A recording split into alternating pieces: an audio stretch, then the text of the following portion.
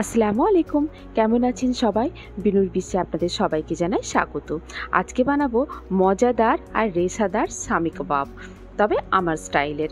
আমি যেরকম বানাই সেরকম প্রসেসের বানাবো। এর মশলা আর অনেক দিন পর্যন্ত এই কাবাবকে কিভাবে আপনারা প্রিজার্ভ করতে পারেন সেটাও জানাবো, আর শেয়ার করব বিভিন্ন রকমের টিপস। চলুন তাহলে শুরু করা যাক।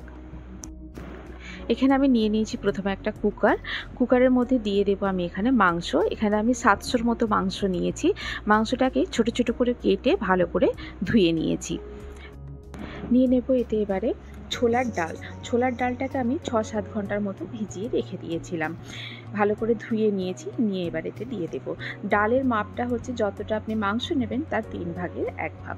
এবারে দিয়ে দেবো এতে একটা মিডিয়াম সাইজের পেঁয়াজকে রাফলি চপ করে দিয়ে দেব। আর দেবো এতে আদা 1 টুকরো আর রসুন কিছুটা। আপনাদের কাছে যদি আদা রসুনের পেস্ট থাকে তাও দিতে পারেন। এবারে এটাতে দেওয়ার জন্য তৈরি করে নেবো একটা মশলাতে দিচ্ছি আমি জিরে যতটা নিয়েছি ততটাই দিয়ে দেব। ধনে আর দিয়ে দেব এতে 1 টুকরো দারচিনি, আর দেব এতে একটা বড় এলাচ, দিয়ে দেব কিছু লবঙ্গ, আর দেব একটা তেজপাতা।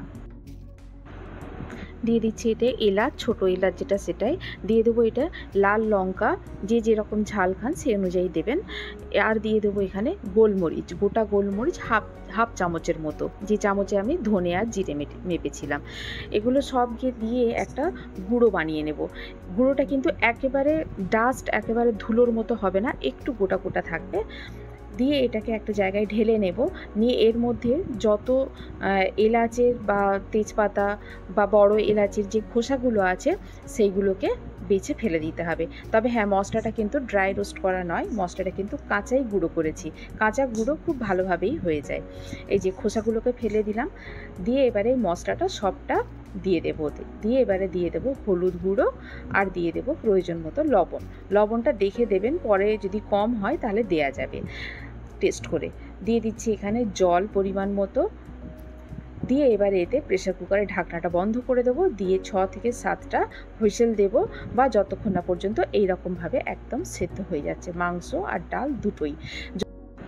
যদি একটু বেশি জল থেকেও যায় তাহলে কুকারটাকে আবার হাই ফ্লেমে বসিয়ে জলটাকে শুকিয়ে নিলেই হয়ে যাবে। নিয়ে নিচ্ছি একটা বোলের মধ্যে সবটা ঢেলে নেব। নিয়ে এবারে একটা পটেটো ম্যাশার দিয়ে ভালো করে এটাকে ম্যাশ করে দিতে হবে, যাতে মাংস আর ডাল সবটা ভালো করে ম্যাশ হয়ে যায়। যদি চান আপনি মিক্সিতে বেটে নিতে পারেন, তবে সেক্ষেত্রে জিনিসটা তাড়াতাড়ি হয়ে যাবে বটে, অত কষ্ট হবে না, কিন্তু যে রেশাদার একটা ব্যাপার থাকে, রোঁয়াগুলো থাকে, সেটা কিন্তু পাবেন না। আর স্বামী কাবাব মানে একটু কিন্তু রোয়া থাকলে খেতে ভালো লাগে। এই যে দেখুন, ম্যাশ করার সময় এটা একটু পাতলা পাতলা মনে হলেও এটাকে কিন্তু ম্যাশ করার পরে বেশ খানিকক্ষণ রেখে দিতে হবে, যাতে একদম ঠান্ডা হয়ে যায়। এই যে দেখুন, ঠান্ডা হয়ে যাওয়ার পরে এই যে একদম শুকনো হয়ে গেছে ব্যাপারটা, এটা হতে দিতে হবে, একটু টাইম দিতে হবে। এই যে দেখুন, এই যে রোয়া ভাবটা, এটা আমি পটেটো ম্যাশার দিয়ে করেছি বলেই হয়েছে। যদি আমি মিক্সিতে করতাম তাহলে কিন্তু এরকম হতো না। এটা খেতে বেশি ভালো লাগে। যদি একদম পেস্ট বানিয়ে দেবেন না, তখন খাওয়ার সময় ভেজে যখন খাবেন তখন একদম খসখসে লাগবে, ব্যাপারটা শুকনো ড্রাই হয়ে যাবে অনেক। এটা থাকলে এটাতে কিন্তু টেস্টটা ভীষণ ভালো হয়। আচ্ছা, এর মধ্যে দিয়ে দেবো এবারে লঙ্কা কুচি, যে যেরকম ঝাল খাবেন।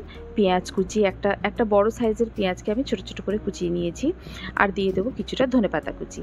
দিয়ে এটাকে ভালো করে মিক্স করে নেবো। আচ্ছা, এখানে একটা ছোটো টিপস শেয়ার করব, যে যারা যদি এটাকে প্রিজার্ভ করে রাখতে চান, বেশ কিছুদিন রেখে খাবেন মনে করেন, তাহলে সেক্ষেত্রে পেঁয়াজ আর এই কাঁচা যে জিনিসগুলো, পেঁয়াজ লঙ্কা আর ধনেপাতা, সেগুলো দেবেন না। এমনি নর্মালি এরকম যেটা মাখা হয়েছিল সেটাকেই কাবাবের আকারে করে ফ্রিজে রেখে দিতে পারেন, ডিপ ফ্রিজে অবশ্যই।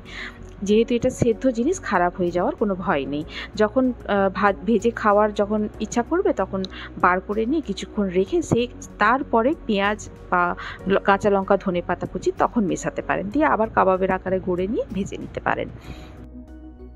আরেকটা প্রসেসেও করতে পারেন, যেটা হচ্ছে কাঁচা জিনিসগুলো এখন এরকমভাবে না মিশিয়ে এরকমভাবে বাটির মতো করে নিয়ে তারপরে কাঁচা লঙ্কা ধনেপাতা আর পেঁয়াজ কুচি একটু লেবুর রস মাখিয়ে স্যালাড মতো তৈরি করে এর ভেতরে দিয়ে এরকম গোল মতো পাকিয়ে কাবাব তৈরি করে ফ্রাই করে নিতে পারেন। তবে এই কাঁচা জিনিসগুলো দিয়ে কিন্তু ফ্রিজে রাখা যাবে না, যখন তৈরি করবেন তার ঠিক আগে তখন মেশাতে পারবেন। এবারে লাগবে আমার 2টো ডিম। ডিমটা একটা গোটা পুরোটাই দিয়ে দেবো এতে, আর একটা ডিমের শুধু কুসুমটা দেব, সাদাটা রেখে দেব, সাদাটা আমার পরে কাজে লাগবে। এবারে ডিমগুলোকে ভালো করে এটার সঙ্গে মিক্স করে দেব। এবারে ডিমের সাদা অংশটা যেটা রেখেছিলাম তাতে দিয়ে দেবো একটু নুন আর একটু গোলমরিচের গুঁড়ো দিয়ে ভালো করে এটাকে ফেটিয়ে নেব। নিয়ে এবারে যে মিক্সচারটা তৈরি করে রেখেছিলাম তার থেকে অল্প একটু নিয়ে কাবাবের আকৃতির গড়ে নেব।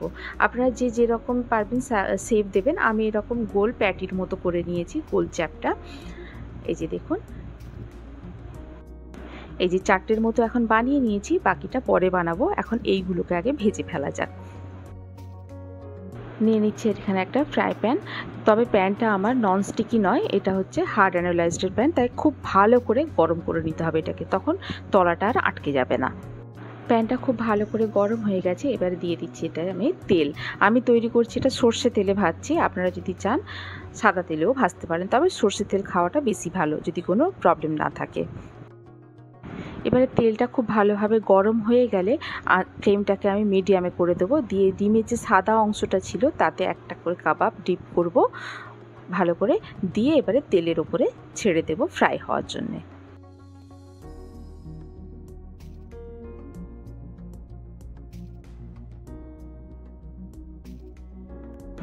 ফ্লেমটাকে মিডিয়ামে রেখে 2 পিঠ লাল লাল করে ভেজে তুলে নিলেই তৈরি আমাদের সামি কাবাব। এই কাবাবটা আপনি পরোটার সঙ্গেও সার্ভ করতে পারেন, বা পোলাওয়ের সঙ্গেও সার্ভ করতে পারেন, বা স্টার্টার হিসেবেও সার্ভ করতে পারেন।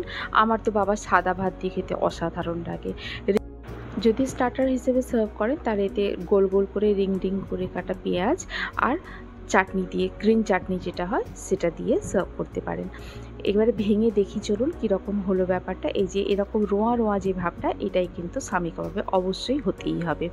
এবারে গরম গরম কাবাব আর ঠান্ডা ঠান্ডা গ্রিন চাটনির মধ্যে ডুবিয়ে খেতে কিন্তু অসাধারণ লাগে। আপনারাও ট্রাই করুন, করে জানালে আমাকে কেমন লাগলো। যদি ভালো লেগে থাকে তাহলে বন্ধুদের সঙ্গে শেয়ার করুন, আর যদি কোনো নতুন বন্ধু থেকে থাকে তাহলে আমার চ্যানেলটিকে সাবস্ক্রাইব করে পাশে থাকার অনুরোধ রইল। আজ তাহলে এই পর্যন্তই, আবার দেখা হবে। ভালো থাকুন, সবাইকে ভালো রাখুন। আল্লাহ হাফিজ।